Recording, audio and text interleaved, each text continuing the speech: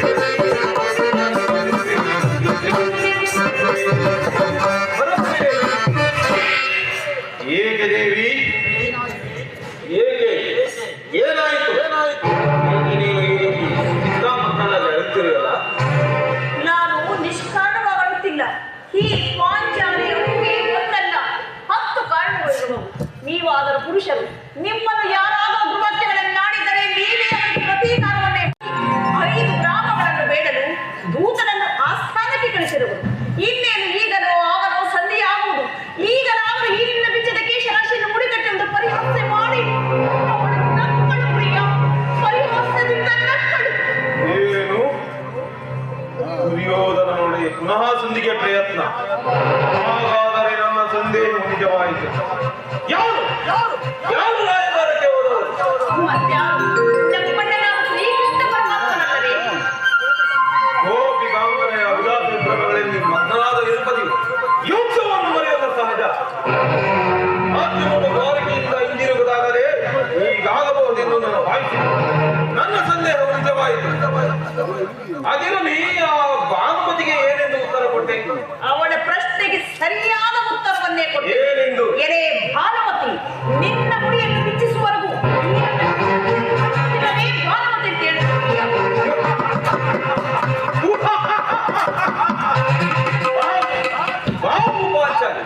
ಚಮತ್ಕಾರವಾದ ಉತ್ತರವನ್ನೇ ಕೊಟ್ಟರು. ನೀನು ನಮ್ಮ ಸಂಗಡ ದನವಾಡುವುದರಲ್ಲೇ ನಿನ್ನ ಚತುರತೆಯನ್ನು ಮುಗಿಸಿದ್ದೆ ಎಂದು ಭಾವಿಸಿದ್ದೇನೆ. ಪ್ರಿಯ, ನೆನಪಿದೆ, ಇಲ್ಲಿ ಒಂದು ದಿನ ಈ ನನ್ನ ಬಿಚ್ಚದ ಕೇಶರಾಶಿಯನ್ನು ನೋಡಿ ಇದು ಪೂರ್ವಾಂತರ ಕಾಲರಾತ್ರಿ ಎಂದು ಹೇಳಿ ಪ್ರಿಯ, ಸಮಯವಿದೆ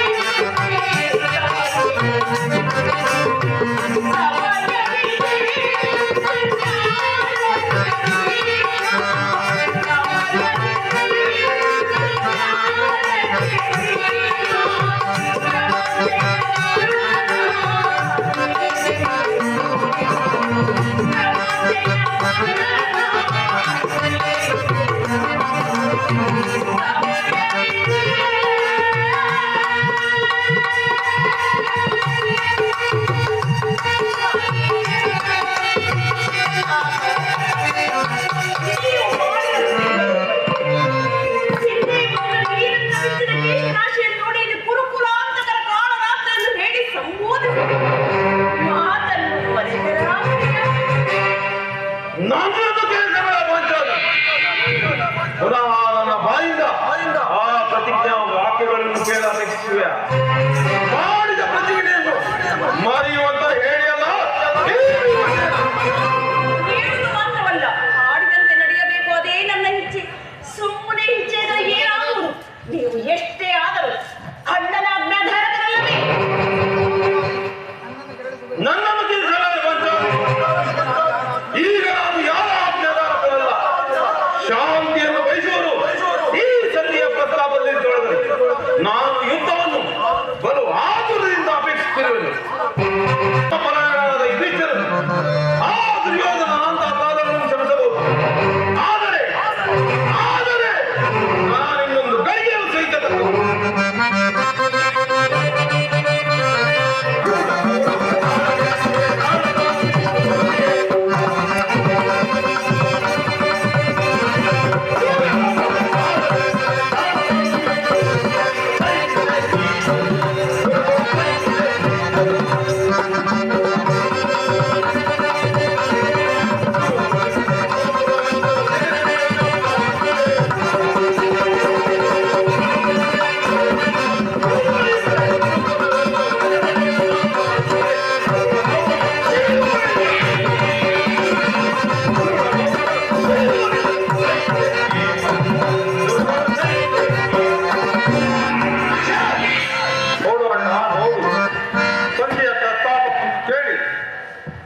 ಭೀಮಸೇನನು ಎಂಬಂತೆ ಗರಿಸುತ್ತಿರುವನು.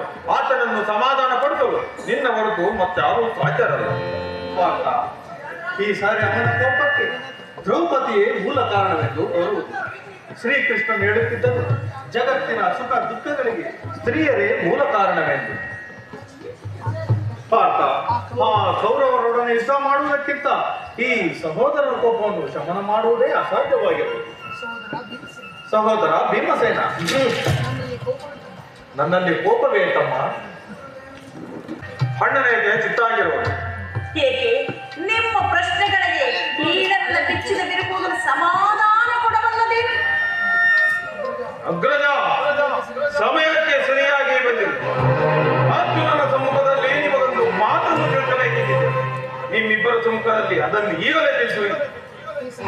ಈ ಸಂಧಿಯ ವಿಚಾರವು ನಿಮಗೆ ನಿಶ್ಚಿತವಾಗಿ ಕಾಣಬಹುದು. ಆ ಅರ್ಜುನನು ಅನುಮೋದಿಸುವುದು ನಕುಲ ಸಹದೇವ ಸುಮನಿಯರು. ಆದರೆ ಈ ದಾಸ್ಯ ವೃತ್ತಿಯನ್ನು ಪಾಂಡವರ ಕಳಂಕವೆಂದೇ ಭಾವಿಸುವುದು. ದರಿದ್ರ ಭಿಕ್ಷಕರಂತೆ ಕಂಡವರ ಮನೆ ಬಾಗಿಲಲ್ಲಿ ಸಂಧಿ ಭಿಕ್ಷೆ ಬೇಡಲು ರಾಜೇಂದ್ರರು ನಮ್ಮನ್ನು ಪುತ್ರರನ್ನಾಗಿ ಪಡೆದಿಲ್ಲ.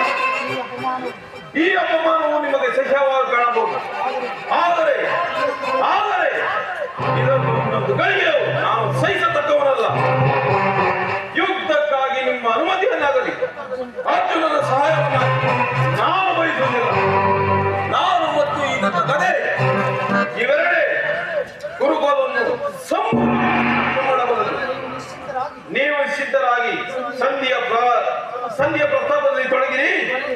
ನಮಗೆ ತೋರಿದ್ದನು ನಾನು ಮಾಡುವೆನು. ನಿಮ್ಮ ಪ್ರಿಯ ಸಹೋದರ